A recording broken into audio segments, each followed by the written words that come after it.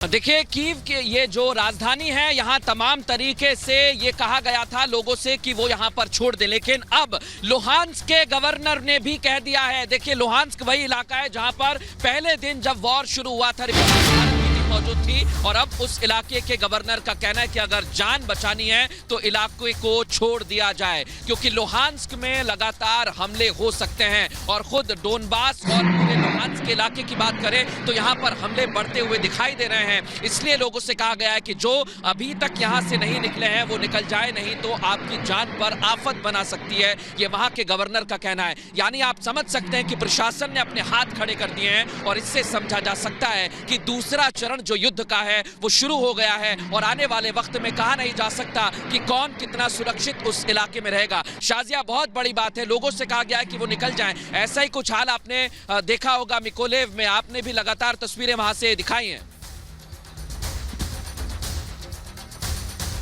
बेशक, और अभी भी मैं वही की तस्वीरें दिखा रही हूं मृदुल कि मिकोलेव की क्या स्थिति है, या फिर हमें एक तरफ तबाही नजर आ रही है, दूसरी तरफ वीराना नजर आ रहा है। बस यही है इस शहर की अभी इस समय की तस्वीर। लेकिन मारियोपोल पर किस तरीके से भीषण हमले रूस के जारी हैं, वो एक रिपोर्ट के जरिए अपने दर्शकों को बताते हैं।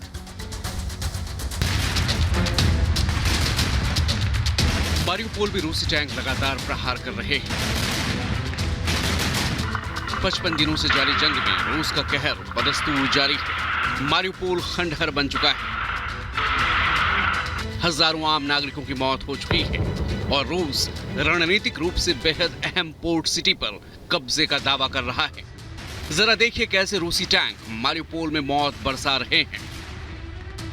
मारियोपोल में जंग के बीच यूक्रेन के राष्ट्रपति जेलेंस्की ने फिर दावा किया है कि वो सरेंडर नहीं करेंगे, हर हाल में यूक्रेन की सरजमी की रक्षा करेंगे।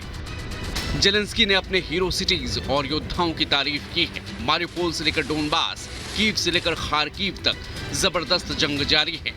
अकेले इरपिन में जंग की वजह से 269 लोगों की मौत हो चुकी है। हर बढ़ते दिन के साथ यूक्रेन में महातबाही और मौत का सिलसिला जारी है।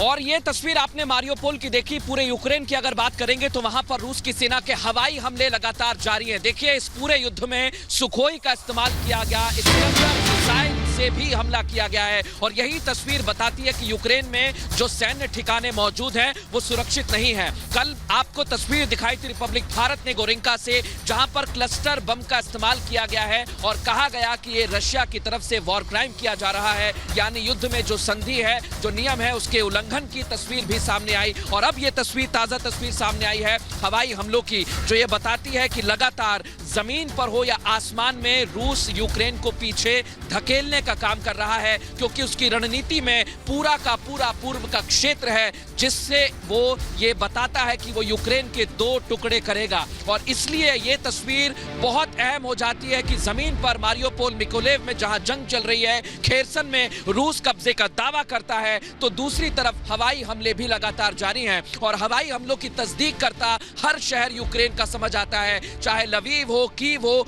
या फिर मध्य क्षेत्र का रिवने, उसके आसपास के इलाकों में भी लगातार बमबारी की गई है, और आसमान से लगातार बम बरसाए जा रहे हैं। और ये सब तब सामने आया है जब यूक्रेन की तरफ से मॉस्को को निशाना बनाया गया, ऐसा दावा यूक्रेन ने किया। रूस भले ही इससे अपने आप को पीछे दिखाता है और वो कहता है कि ऐसा यूक्रेन की तरफ से नहीं किया गया, लेकिन उसके बाद से ही लगातार हमले तेज होते हैं। और फिर ये कहा गया कि ये वॉर का दूसरा चरण है, यानी युद्ध का दूसरा चरण शुरू हो गया है। और इसलिए हर शहर में इस वक्त सायरन बजने की भी खबर आ रही है, चाहे मेलनेस्की हो, विनियत्सा हो, और आसपास के इलाके जो मारियोपोल, ओडेसा, जो कि दक्षिण में है, इसलिए वहां पर हमले लगातार एक के बाद एक धमाके, बेहिसाब बमबारी, जबरदस्त तबाही। ये तस्वीरें माइकोलेव की हैं, जहां रूस ने किया है जबरदस्त प्रहार।